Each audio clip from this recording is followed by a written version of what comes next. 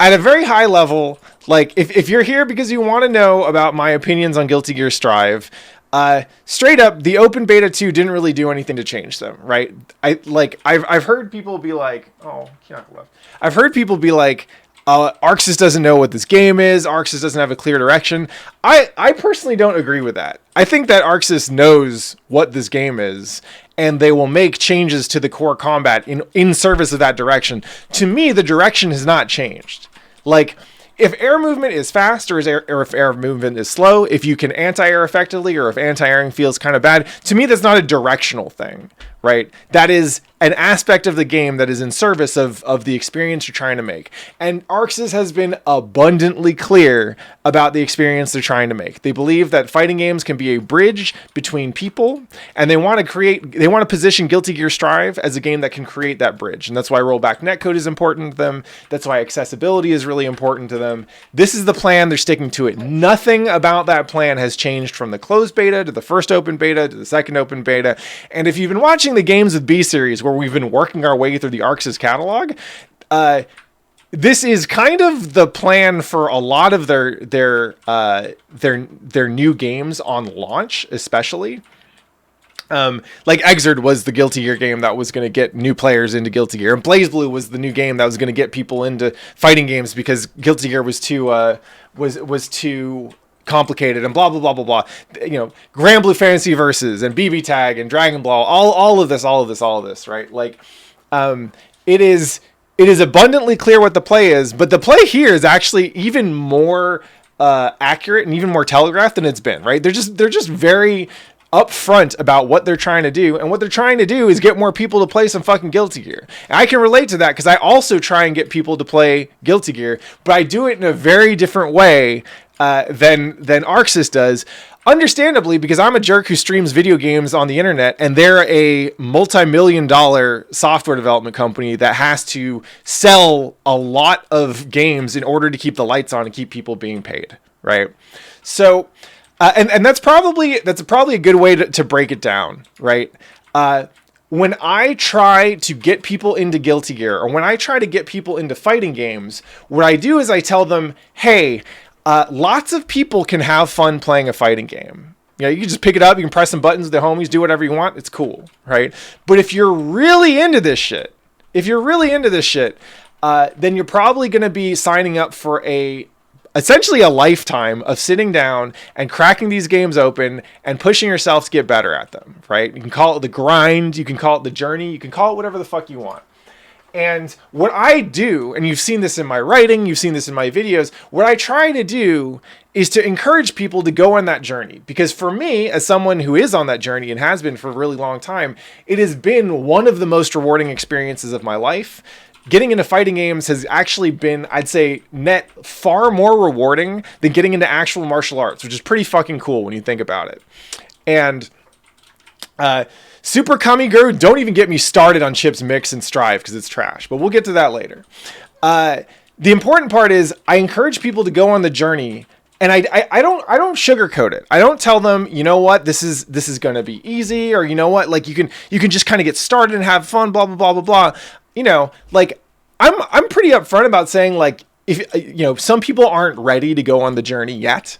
And you need to have fun. You need to mash buttons. You need to just get used to the game before really deciding to like embark on the journey, right? And it's not hard to just embark on the journey. You also gotta stay on, and staying is the hard part. But I get to do this because I am a content creator with a full-time job that is not getting people to play Guilty Gear, and I am not trying to pay bills with this shit, right? If I was selling a product and that product that I was selling was $60, $60 is a lot of money. If that product was $60 and I told people, yo, this thing is going to be awesome, but you're also going to be spending a lot of time like practicing pressing buttons really good and looking in incredible detail at certain aspects of an animation to figure out if you should press this button or this other button. I would not expect to be able to pay bills very effectively, right? there's kind of two approaches when it comes to getting people into fighting games. One is holding their hand and getting them used to the grind, being like, hey, you can do this. I was in your position once. I know exactly how you felt, but I'm here, and trust me, we can do it together because I'm on this grind too. I'm on this journey. And the other is to say, hey, like, yeah, this game, it's a fighting game, you know, like there's going to be some people who take it super seriously, but you know, you don't have to worry about that. It's a fun time. Look at these characters. They're super cool. You can just kind of press buttons, have fun. And hey, this one's a lot easier to play than a lot of the previous ones. So you're not going to have to do all the stuff that you think you have to do with fighting game in order to like have fun and get good and whatever, right? That is the approach you take if you're trying to sell someone on a $60 game, straight up. I remember early on when I was working in games, I was talking about how awesome it is that fighting games are essentially the virtual equivalent of going to the gym. And my boss at the time looked at me and said, you know, most people don't like to go to the gym, right? And to me, I was like, what the fuck? Why not? Right? Like, I'm all about trying to level up. This shit's fucking awesome. I just, before I streamed, I've got a fucking weight rack on the patio and I was just doing my squats and deadlifts and shit, you know? The fact is that most of the world, if you're trying to sell them on a cool looking fighting game with a bunch of cool people doing cool shit, they're not going to want to sit down and go, oh, yo, I can spend thousands of hours of my life on this. That sounds amazing. Sign me up. Most people aren't going to do that. Some people will. And for those people, those are the people that I'm trying to reach. Those are the people that for Arxis will be the people who, like me, might become evangelists, might become teachers, might get other people into this game, right? But the thing is, and so here, like, I got 2 fucking full ass, like, Ultimate Edition, whatever the fuck, pre-orders for Strive, right? I don't like the game, but I'm giving them basically $200 just to keep on making Guilty Gear. I've gotten so much value out of Guilty Gear that even the Strive, even the game that I do not like, I'm going to spend $200 on. Yeah, I can afford it. It's fine. Whatever. But the fact is that any random person who looks at Guilty Gear Strive and goes, oh, I always wanted to play a fighting game, but I never wanted to, like, everyone just made it look so hard that I never wanted to sit down and try and learn how to play it. Their $60 or their $100 or whatever is going to be worth just as much as my $100. And there's a lot more of those people out there than there are of me, right? So the challenge with making and selling fighting games is that there's a very small percentage of the market who know they love fighting games. There's a much larger percentage of the market who thinks that they could love fighting games, but they actually probably won't. And there is an unknown, we don't know how many people out there, but there's an unknown percentage of the people who think they could love fighting games who actually would become the people who know they love fighting games if they found the right game. Right? Guilty Gear Strive feels like Arxis tried to make a really good Guilty Gear for people who don't like fighting games. And from that perspective, Strive is actually not bad. It, like, if I were tasked with trying to make a Guilty Gear game that pulls through some of the rawest, barest essence of Guilty Gear into something that is intended to sell the amount of copies required to justify all the fucking money they spent on Strive, and believe me, I'm pretty sure they spent a lot of fucking money. I would not be able to do as good a job as I think the Strive devs did. I really do.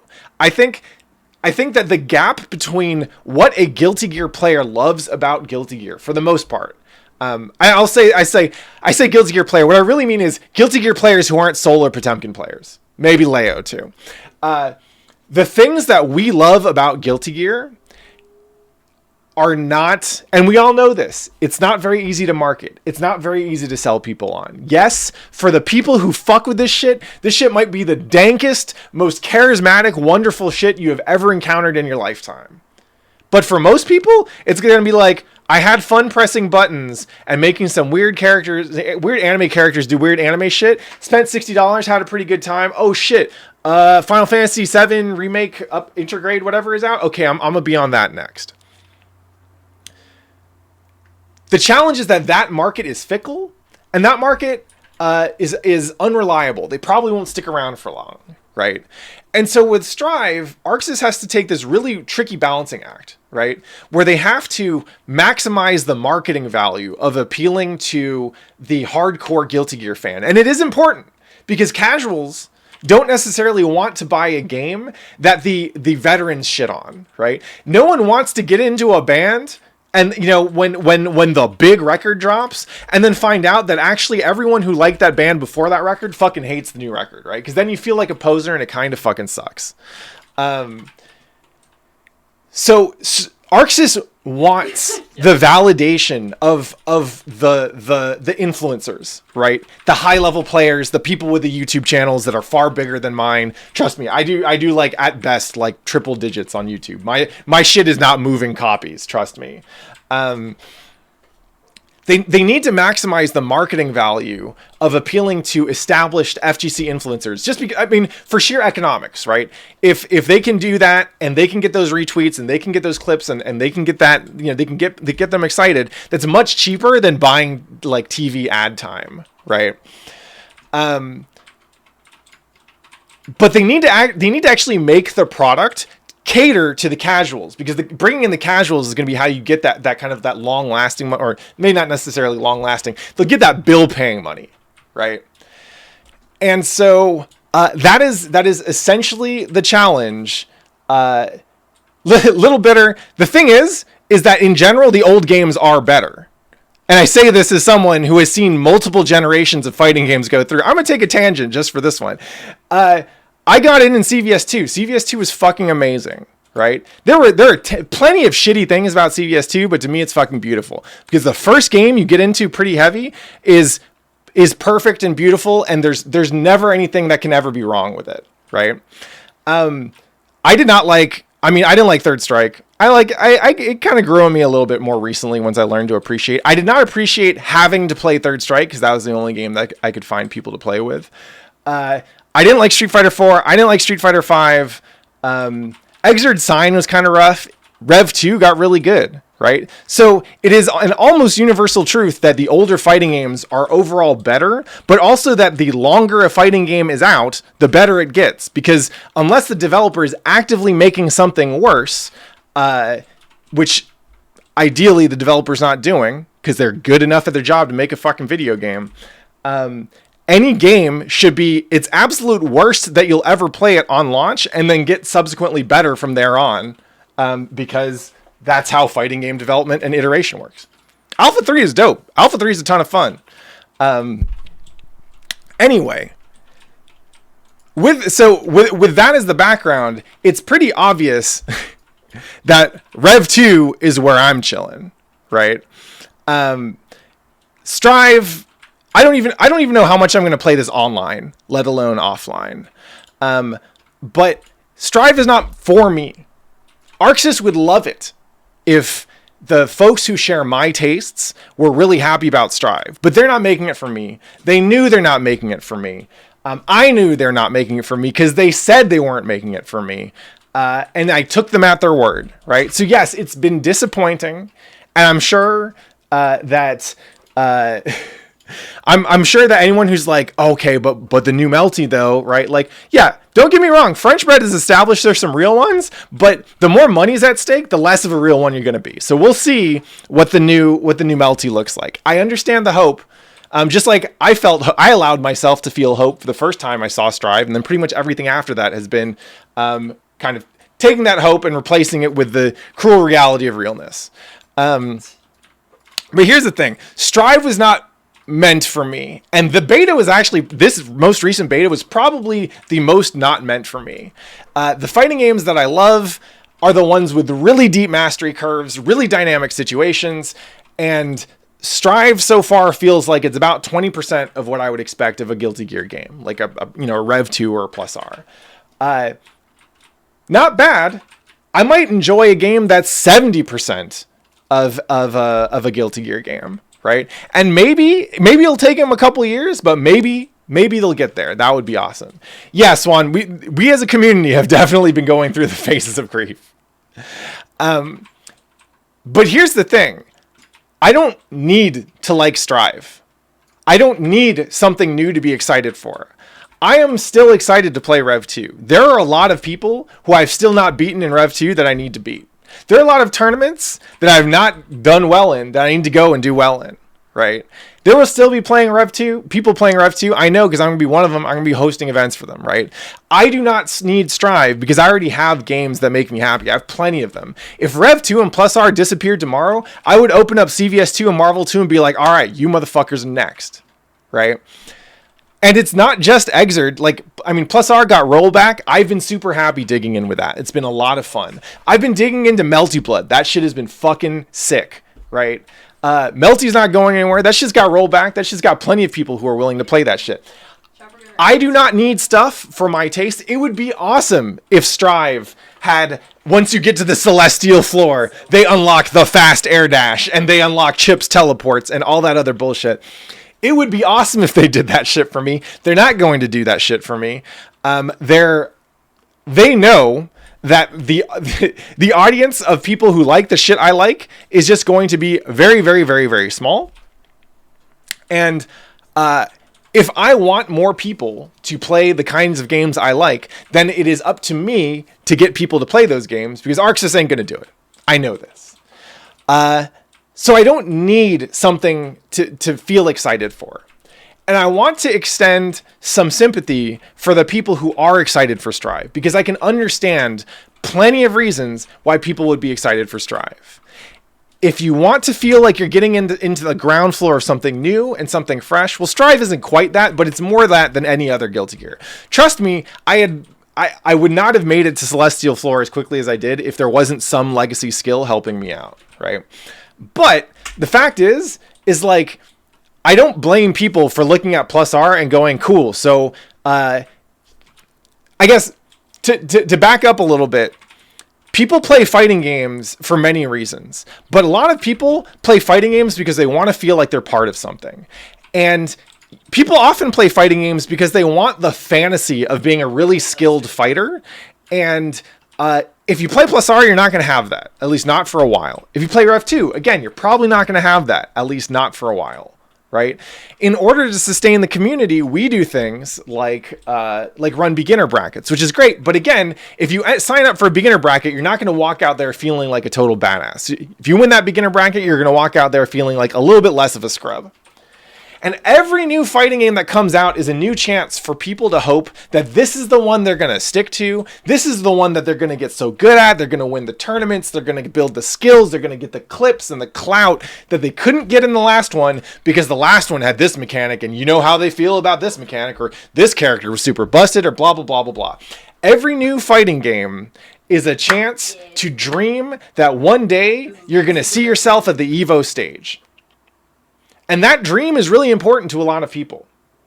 That dream was killed for me pretty early on once I realized that Justin Wong is the same age as I am. So it is when that is your welcoming to the fighting game community, when you see the most dominant Marvel 2 champion in history and he's your age, you go in there and you think, well, cool. Oh, and Taquito also the same age as me. They both showed up at the first couple of Evos and just fucked everyone up, and I'm like, tight. So the gap between me and them is very, very large. Poof goes the Evo dream.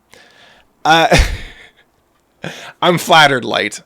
I think I just aged a little better. Most of the people who get into Strive with those hopes, the vast majority of them will churn out. And then another game will come out and they'll spend their $60 on that emotional lotto ticket, and they will try and do, and they'll run it through again. Right. That's just how the game works. And if Arxis needs to get more of those people in the door because that's how they pay their bills, then fuck it. Like, they're doing what they're doing. I don't have to enjoy their games. I'm not going to evangelize Strive to folks, like, because it sounds like the game's doing that plenty on its own, right? I've already said I'm not building anything for Strive because I wouldn't build something for a game I don't like. But if this is how Arxis keeps the lights on, keeps investing in a new generation of fighting games, I hope it works out well for them. And I hope this game grows into something special. And I want to emphasize grows, because Street Fighter V, for all of its flaws, is a pretty good case study at how a fighting game managed as a service can grow over time and become something that's a lot less shitty than how it started out. So it wouldn't surprise me if the initial release of Strive is something that I find personally incredibly boring, but maybe a couple years in it'll be cool.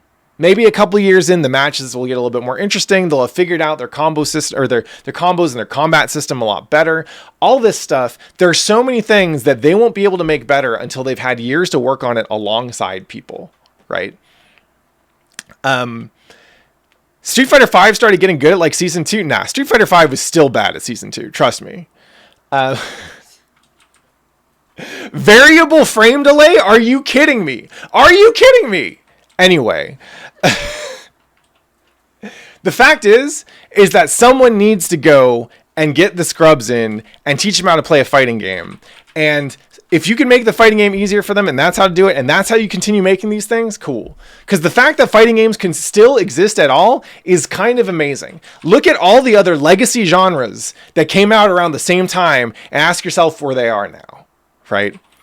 People are not spending hundreds of millions of dollars to develop a 2D platformer. People are not spending hundreds of millions of dollars to develop real-time strategy games. A lot of the classic legacy fighting or legacy game genres died out. They evolved into other things because the developers who are trying to make them could not get people to bite on the same level of complexity and same level of difficulty that the old games had, right? So look, ArcSys has made their bed. They've decided on the audience they want, and they're going to do their best to get them. And I think that's cool. I think it's good for them. I think if I were in charge of a studio, if I were in charge of paying people's paychecks, it would be really hard for me to say, oh, you know what? Why don't we just make a game like Plus R? Plus R was really good. You like Plus R, right? You like Plus R? Cool. Let's just do another Plus R. And some people will buy it anyway, and most people won't, and they can go fuck themselves. Right? That would just be a really hard sell, right? If you have people working for you, maybe they wouldn't want to work for you anymore. So that is essentially my thoughts on Strive. ArcSys knows the bag they're trying to chase. I hope they get it. I hope they get that money. I hope that the economics behind Strive are so successful that after talking all this shit in a month, you see me streaming Strive nonstop because I'm on that hashtag influencer life, and ArcSys is like, yo, we'll give you 60 bottles of champagne to stream this for an hour. That would be fucking tight. I hope they succeed beyond their wildest dreams. I do not think it will work. I don't think. Well, I take that back. I don't think that they will be getting a lot of people who stick around for the genre. And to me, if I were running a fighting game development studio, I would want to do something. I would want to do it for the people who fuck with my shit deeply, right? Super Kamiguru, it would take me about 60 bottles of champagne to stream a shit ton of Strive. Seriously. Maybe something heavier, actually. Which I guess segues me into the final thought on this video, and then I'll go into like questions and stuff. Because people always ask me what I thought about Chip in Strive. Somehow he's even more boring than he was in earlier betas. And it still feels like he's playing around 10% of his like Exert or Plus R game. 90% of what I did over the weekend was run up to people in 5K or go close S, 2S, 2D. And this doesn't mean I'm not going to play him. It means I'm probably going to play him, but I'm just not going to invest that much in him. I don't see myself digging in deep. I don't actually think there's that much deep to dig into, though we'll see. He's not. If I was introduced to Chip in Strive, I don't think I would fall in love with him the way I did when I was introduced to him in X. And that's fine. Like I said, this game isn't meant for me. But if I continue playing Chip in Strive, it will essentially be the same way that I played Street Fighter V. I played Street Fighter V and I hated it from day one. But I played with spite in my heart. And I told myself, I'm going to play this mostly just to see how far I can get doing like regular ass Ryu shit. And the moment this game feels dumb to me, then I'm going to bail. And so I stuck around for like 2 seasons basically. And then I bailed. Yeah, Shin Kenso is remarkably optimistic and I'm not feeling it. But you know what? Some people saw that dumbass clip of Potemkin eating like 60 K alpha blades in a row and thought, yo, this is hype Chip mix-ups, and not like, this is actually the worst shit I've ever seen. So you know what? me, yeah, think of me playing Chip as essentially, I would like to play Chip in other games, and since there's a moderate amount of crossover, like some of the normals are more or less the same, you really just have to learn like a bunch of shitty combos, not even a bunch of shitty combos, just a couple of shitty combos. Like it is a compromise, right? It is me keeping my foot in the door in the hopes that this game is interesting a couple years from now. And maybe it doesn't take a couple years. Maybe they announce the DLC character and it's Chip from Plus R, and I'm like, yo, tight. Yeah, Sarv, actually, it's funny you bring up Sarv. Shouts to Sarv. I love that guy. Sarv is fucking awesome, and I think that Strive is actually much better game for him. Because when you look at the way he plays Chip in Rev 2, and probably in Plus R, I don't know. I don't think I really played him much in the earlier games. He doesn't really do good combos most of the time. He does shit that he wants to do. He does shit that he thinks is cool. And I respect someone who I have the utmost respect for Sarv. I tell people all the time, I tell the baby chips that everyone needs a little Sarv in their chip diet, right? I'm sure he had a blast. The way he plays Chip is not the way that I play Chip. And so if he has a lot of fun with that game, and it sounded like he was having fun with that game, then God bless him. He should have fun with that game. And I will have fun cracking into Rev 2 and Plus R Chip for maybe the rest of my life. Who the fuck knows? So that's it for the rant. If y'all have questions, you can go ahead and spam them in chat. Also, I had this Twitter thread again. Light was the only one who asked a question here. Oh, we got Starsky. We'll start with Starsky's then. The less cynical sounding version of this question is, what would you want to keep? I really like Pizza Install. I like Dodo Mezaki. The Up Alpha Blade is cool, I guess. Yeah, and Emperor Snow asks, how would you change Strive to make it better and cater to the people who still fuck their shit, but keep the game very original and nothing like Rev 2 or Plus R? Because the point of Strive is to be its own entity. The point of Strive is to be its own entity because the old entities weren't getting dollars, right? Like, the things that I would do to change Strive is bring back Gatlings and give me a bunch of my old shit back. Like... I think that the Strive developers actually did a really good job at keeping a moderate amount of depth, considering how much they cut out. But they're aiming for something fundamentally different than what I want, right? The audience they're aiming at is not the audience that gives that I would, or that includes me. And pretty much anything they give me is probably going to fuck up the audience they're aiming at. JGB Pro asks, Exert was a very bad GG game on release, but a very worthy successor and good game starting on Rev. That's the only reason why I'm supporting it. So Sign was bad mostly for character balance issues. They had good bones to build off of. They mostly, like, launch 1.0 Sign, Slayer did not have air tech invincibility, right? Elfelt was a walking war crime. I would gladly trade Strive for those problems. I would much rather get a game that has fundamental balance issues because there's too much stuff in there and they don't know they don't really know, like, all the things that are going on, right? That is a great problem to have. Going from a lot of shit to less shit is incredible. I love it when fighting games do that carefully, right? When they do it through iteration. And in Sign's point, and I wonder how many people who are regurgitating the Sign sucked on release. Look, I had a hard problem with Sign on release. I didn't stick to Sign on release because of Elfelt and RAM, but mostly Elfelt. But that said, like, it is really easy for me to see how Sign, with a couple tweaks, becomes Rev 1, right? And Strive... Oh, yo, I would love Danger Time and Strive. Danger Time has become one of my favorite mechanics in Exerd. Seriously. Like, adding shit to a fighting game to make it better is very, very hard. Which is why they didn't actually add that much stuff between Exerd, Sign, Rev 1, and Rev 2, right? So yeah, I think I understand that people can have optimism for Strive eventually becoming a good game. I think it's going to be a much longer and more complicated path, and frankly, they just might not do that work. I don't know. Armin asks, you say ArcSys makes concessions to keep the lights on and continue to make fighting games, but at what point does the compromise corrode what makes fighting games special until we're all playing Dive Kick at 8K? I mean, Dive Kick's a fighting game, so you know. Hey, Ben, thanks for the tier 1. Appreciate it, homie. 26 months. That's what's up. So that's a good ass question. They're making games. It's a moving target, right? Like, no one, like, there aren't many games that are being made, even in legacy genres like FPSs. There aren't many games that are being made the way they were 20 or 30 years ago for people who liked and played those games 20 or 30 years ago.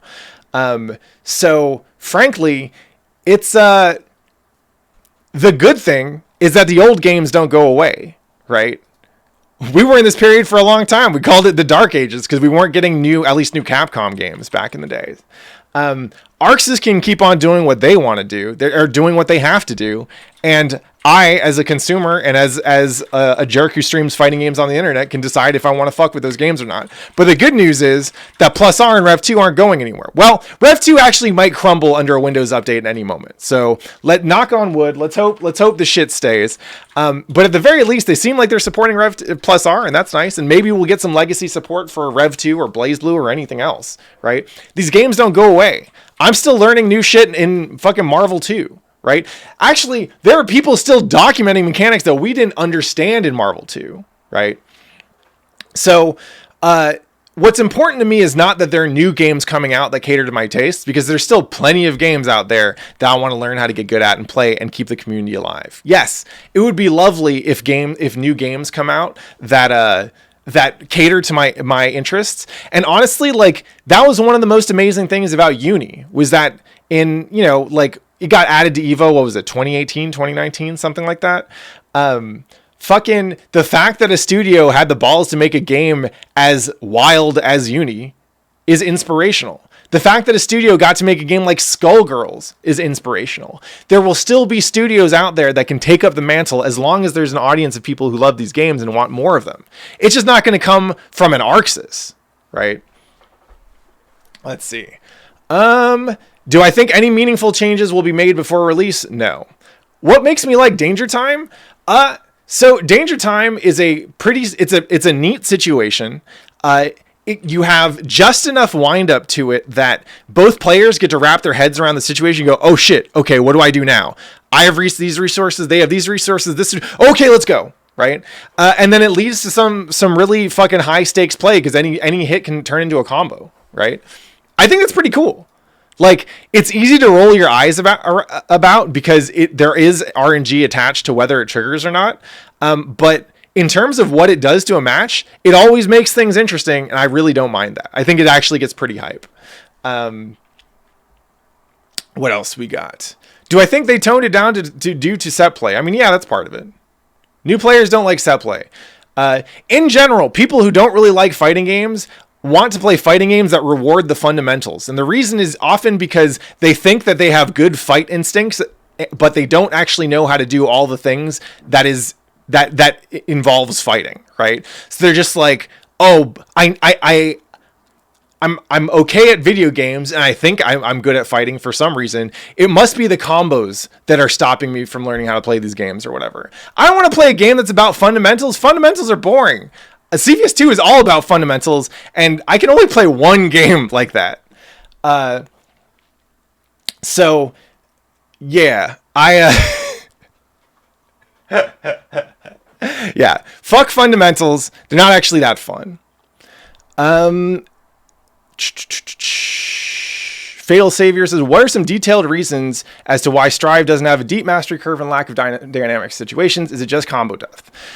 So you can think of depth as in a fighting game roughly as like your best indicator for depth is the number of possible situations, right? So you consider every single possible situation of where two characters are on screen, the different variables that might make each version of that situation different, like meter, options, whatever.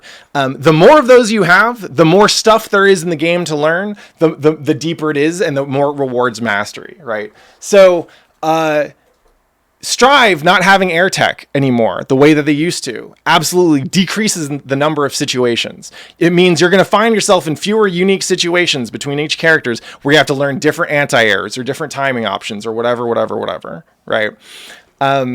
It's Combo depth is absolutely a part of it, right? There are fewer ways to differentiate yourself, in part because the lack of air tack and the switch to the kind of weird juggle system, and the lack of branching options off every single attack just mean you have fewer situations that you can possibly be in, right? Hitting meaties felt better in Strive because you can't get one frame throwed by them. So yeah, there's less stuff that you can do, and if you can do less stuff in a fighting game, then there's less stuff that you have to learn how to do, which makes the game less deep. That's really how it works. Like, it's funny because Tekken is a good example of a game where, in terms of space, you don't actually have that much depth. You have literal depth because you can sidestep, but you don't have as many different situations because position is less of a thing in Tekken, right?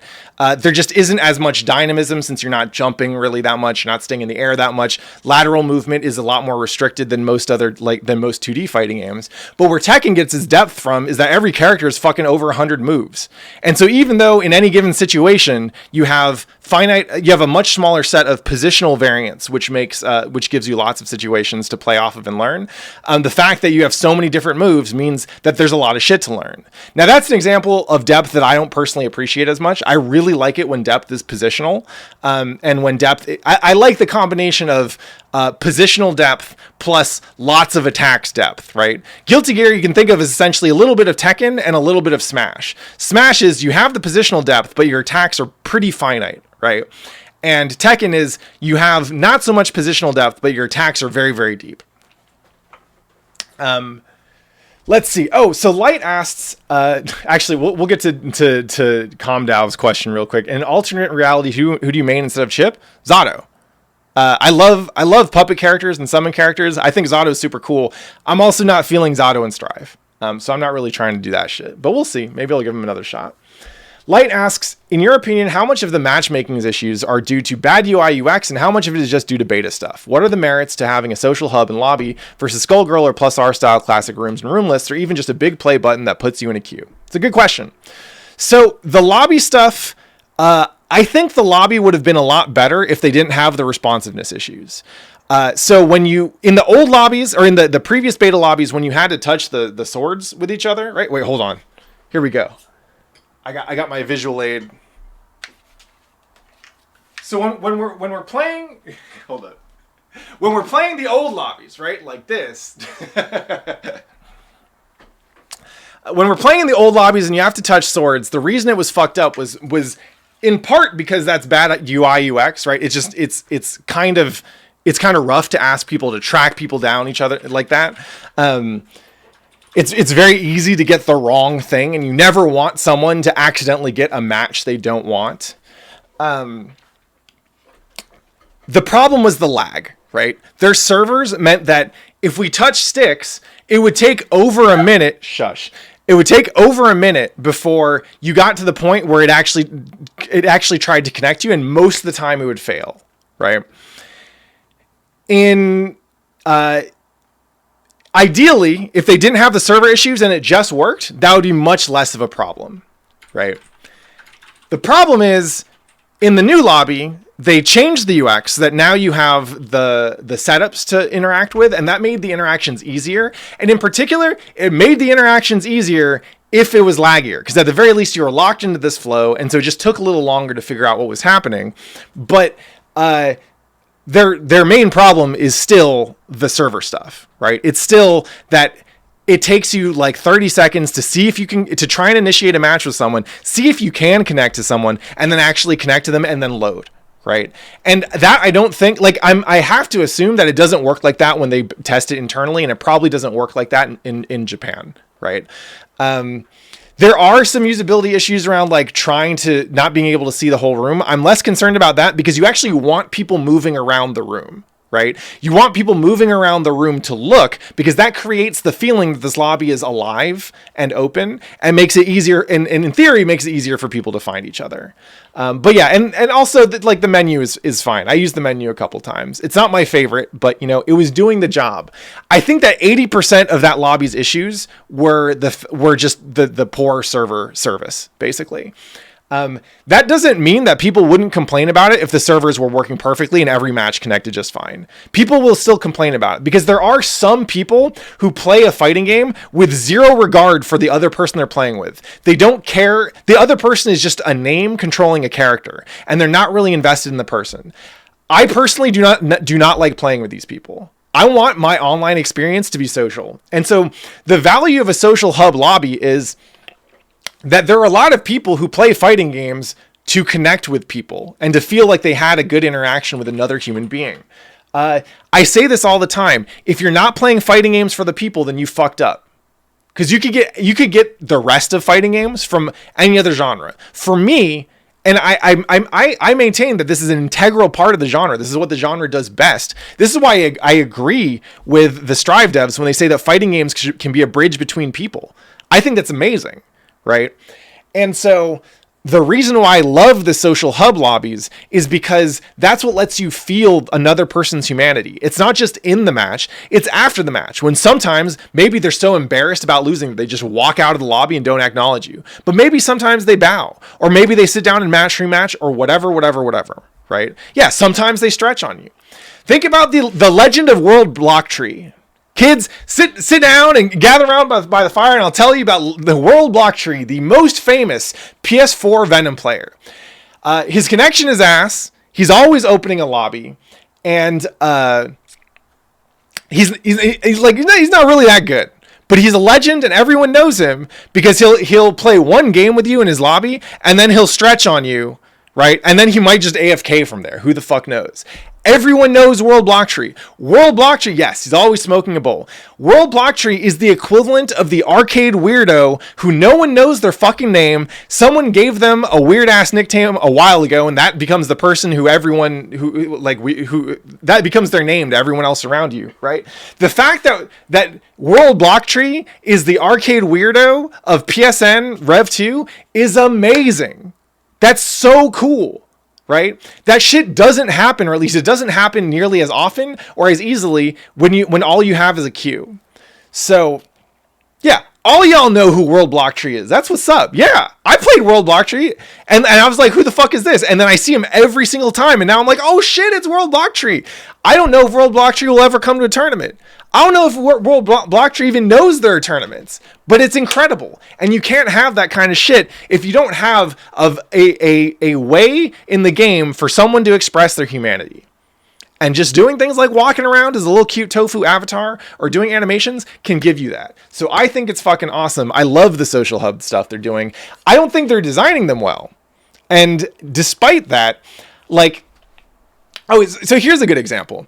While I was gatekeeping in the Celestial Floor late Friday night, it became hard to find a match in the West Coast. So I hopped over to the East Coast Celestial Floor to see how things were going through there. That was cool as shit. It was really cool to feel like, this spot's kind of done. Let's try a new spot, right? The feeling of exploring, it felt like being able to go to multiple arcades. Right? I much prefer that to just sitting in a queue and waiting for matches because that doesn't feel like anything. Choosing who you want to play with is an important part of the experience for me. Because that's how, like, if I choose who I play with, then maybe I'll see them at an event, or maybe I'll see them again and I'll choose to play them again because I know how much fun I had with them last time we start to build something. That's really cool, and you don't get that if you're just basically doing, fucking, like, automated matchmaking for whatever. So yeah.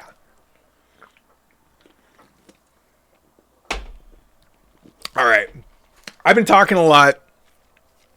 We'll get one more round of questions. If you had a question and I didn't see it and you want to answer, get it in there. I'm going to start opening up this lobby. Yeah. So the thing is that there are lots of people who just want a queue to pop. There are lots of people who don't like the social aspect, or at least don't see it as something valuable to them. And I understand. And I don't know, like, if I were in Arxis's position designing their meta systems, I don't know what I would do. Like, if I were making my own game, I would say, fuck off. I don't want you people playing my game unless you're willing to have the social experience, because that way you curate your audience. And so the only people you get who are playing the game are people who are down for that shit. And so you create something really powerful for those people, right? For me, it is very important that you make the thing for the people who fuck with it, and everyone else, they can go fuck with something else. I'm not about trying to water down the stuff that I personally make, for example, because I want to create that powerful experience for me. It would be more important to me to have 100 people who really love these lobbies than 10,000 people who would rather play in a ranked queue or whatever. Fuck Grinder, let's go back to cruising. Yeah, there's a magic to it, right? All right, Squidward Tennis Balls asks, do I think that this era of simplifying fighting games is a result of bad tutorials? No. I think it's really easy to shit on tutorials. But the problem is that the people who... Look, I don't think that you can teach someone to love hard work. And that's really what tutorials often feel like. Like, fighting game... The thing is that the perfect fighting game tutorial is probably, like, closer to practicing a musical instrument and doing, like, sports drills, right? Those two things together. Then maybe with, like, a little bit of, like, philosophy.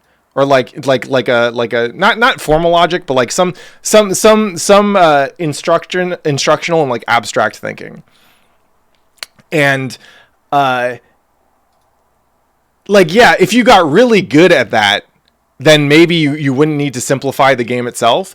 But it's hard to ask people to sign up for that shit as a recreational experience that's worth $60. So yeah, like, realistically, I don't think tutorials are the solve. Because most people aren't trying to sit down and buy a video game that requires a tutorial anyway. All right. Happy to continue the chatter, but this video has gone on long enough, and I need to play some motherfucking Guilty Gear. So let's get this Rev 2 up. Yeah, I mean, rhythm game stuff, like, I think that would have some effect on someone's ability to learn a combo, but I don't think it'd be that significant. Oh, Noah asked a question. Where? Oh, other Noah. Nomad. Oh, this is far less substantive, but how are you feeling the Strive soundtrack? I'm super not vibing so far. Yeah, I don't really like it. But to be honest, I'm like, there are parts of the Rev 2 soundtrack that I like, but after XX, it was kind of downhill from there. The thing is, though, is that I'm not here for the music. I'm not a huge metalhead. I've talked about this. I think I talked about this the last time. I didn't realize how many people are really just here for the music. Yeah, how like big that part of it is. The metal in general does, like, it's cool when it's cool, but it kind of does nothing for me. And so, like, there are songs that I like, but it's you know, I mean, most of the time when I stream the shit, I'm not listening to music. I'm about to turn it off. So it isn't really that big deal to me either way. Anyway, thanks for listening, y'all. Again, happy to keep talking, but we're gonna get some lobby action on. I can't leave y'all hanging. Oh, actually, while we have this many people here, I am excited to announce that, at least if everything goes according to plan, tomorrow we're not just doing Street Beefs. We're also gonna have Gekio on the stream, and I'm gonna do a stream interview, which I haven't done in a long time. Y'all haven't, and a lot of y'all, if you're new to the stream, and by new I mean in the last couple of years, really, you probably haven't seen me interview people as much, but it's a ton of fun. I love talking to people. If you don't know who Gekio is, he's the Popcorn Baron, and he runs this awesome popcorn company that shows up at all FGC events and does like mail order lately. And actually, as it turns out, in a previous life, I was married to a woman who ran her own candy company. And so when I found out that Gekio was doing the popcorn stuff, I was like, oh shit, there's actually a lot of fun stuff that I can ask him about in regards to, like, production, business ops, flavor development, and that kind of stuff, because I used to do some of that too. So it's super cool. And yeah, Gekio is cool as fuck, and I'm super stoked to have him on the show. I guess this is a show now.